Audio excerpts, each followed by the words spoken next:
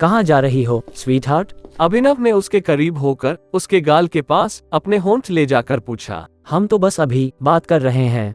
उसने उसे अपने और करीब कर लिया। अनाहिता अपनी पीठ उसके सीने से टिकाए खड़ी थी। अभिनव, मुझे जाने दो। अनाहिता ने अभिनव का हाथ हटाने की कोशिश की।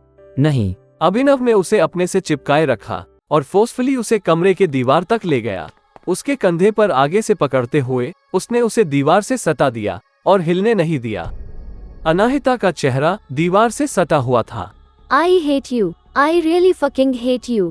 अनाहिता ने छूटने की कोशिश करते हुए कहा और अभिनव को पीछे धक्का देने लगी। मुझे कोई फर्क नहीं पड़ता।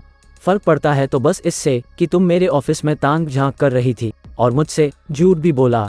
अभिनव ने अपने शरीर से उसका शरीर और दबाना चाहा, इसलिए वह उसके बेहद करीब हो गया। उसका हार्ड रॉक अनाहिता को अपने पीछे महसूस हो रहा था। मैं तो बस। अनाहिता अपनी झूठी बात खत्म भी नहीं कर पाई थी कि अभिनव तुरंत बोल पड़ा। तुम मेरे बारे में जानना चाहती हो कि मैं कौन हूँ? अभिनव ने उसके कान में फुसफुसाया। उसकी खुशबू अभिनव को मदहोश किए जा रही थी, पर वो कैसे सब्र बनाए हुए था वो ही जानता था।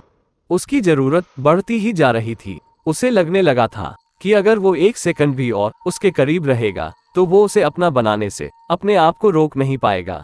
मैं जानती हूँ कि तुम कौन हो। अनाहिता फिर लड़ने के लिए तैयार थी और यह बात अभिनव को बहुत अच्छी लगी थी कि वो फाइटर है। You are a fucking monster. Abhinav की पकड़ उसकी चोटी पर आ गई और उसने कसकर उसकी चोटी खींची ताकि उसका चेहरा पीछे की ओर झुक सके, तब तक जब तक कि वो उसकी गहरी आंखों में ना देख ले। तुम्हें क्या लगता है कि तुम्हारे पिता मुझसे अलग हैं? तुम्हें क्या लगता है कि किसी और इंसान से अगर वो तुम्हारी शादी कराते तो वो तुम्हारे लिए मेहरबान होता? मैंने अभी तक तुम्हें छुआ तक नहीं है जब से तुम यहाँ आई हो। बहुत कम लोग होते हैं ऐसे, नहीं तो वो अब तक जो उनका है उसे लेकर ही रहते हैं। अभिनव बोल तो गया था पर उसे खुद ही समझ नहीं आ रहा था कि वो क्या और क्यों बोल गया था। उसके लिए कोई जरूरी बात नहीं थी, पर वो उसे दिखाना चाहता था कि उसी की वजह से वो अभी तक बची हुई है। उस सुबह के बाद से उसने अपने आप को बहुत ही कंट्रोल किया हुआ था और जितना हो सके उसके सामने आने से बच रहा था। जब उसका मन उसे पाने की इच्छा से भरा हुआ था, उसके लिए ये सब शादी से पहले करना गलत था और इसलिए उसने अपने आप को रोक रखा था। पर ये लड़की उसे बार बार उसके सामने बदतमीजी करके उसे उकसा रही थी कि वो उसके साथ कुछ गलत करे और उसे खुद से किए हुए अपने वादे पर टिके रहने में बहुत मुश्किल हो रही थी।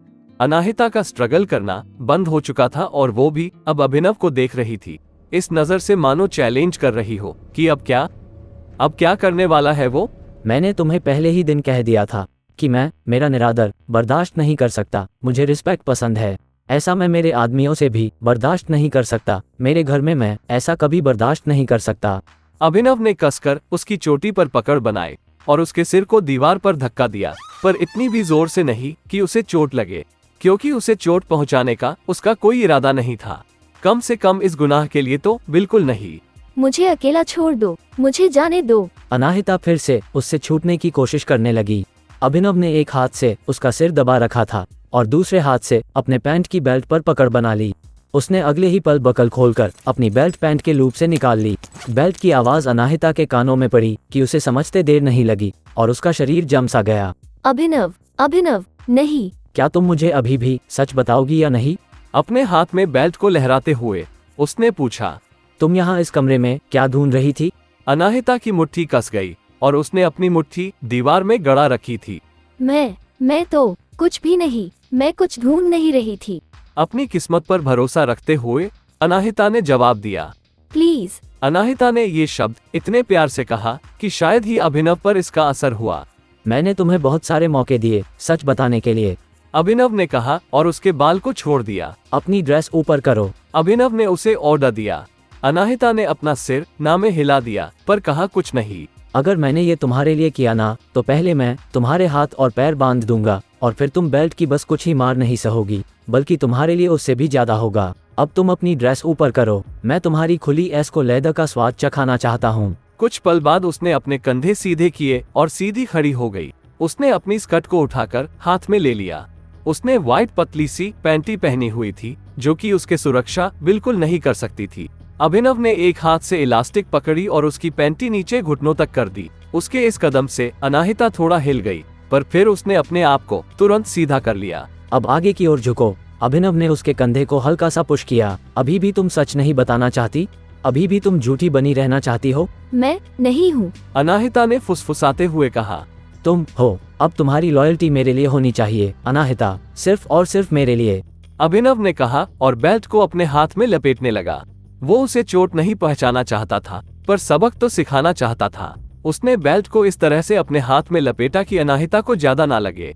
उसने बकल को अपनी मुट्ठी में बंद कर लिया। अभी भी नहीं? अभिनव ने उसे देखते हुए एक और मौका दिया। अभिनव को उसकी आंखों में आंसू दिखे, पर अनाहिता ने उसे अपनी आंखों से बाहर आने नहीं दिया। अनाहिता जानती थी कि आगे क्या होने वाला है और वो उसके लिए अपने आप को मजबूत कर रही थी।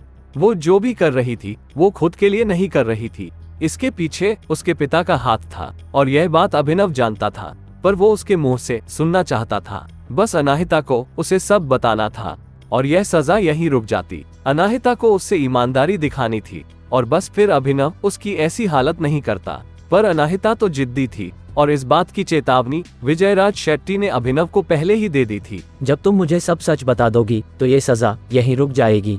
अभिनव बार बार उसे मौका दे रहा था बचने का। उसने अपना हाथ उठाया और बेल्ट से उसके हिप्स पर मारना शुरू किया। अनाहिता ने दर्द से फुकारी मारी, पर उसने इसके अलावा कोई और आवाज नहीं निकाली। बार बार अभिनव अपना हाथ उठाता चला गया और लाल निशान बनाता चला गया। कुछ पल बाद अभिनव रुको। उसे मौका देने के लिए कि वो अब तो कुछ कहे, पर ऐसा कुछ नहीं हुआ और अभिनव फिर से उसे मारने लगा। बार बार लगातार वो उसे मारता जा रहा था। उसकी नज़र उसके बैग पर थी जो लाल क्रॉस के निशान से भरा हुआ था। उसने कई मौके दिए थे उसे सच बोलने के, पर वो लड़की थी कि चुप ही बनी हुई थी और मन ही मन उसे कोसने के अलावा कुछ नहीं कह रही थी। फक, वो चिल्लाई।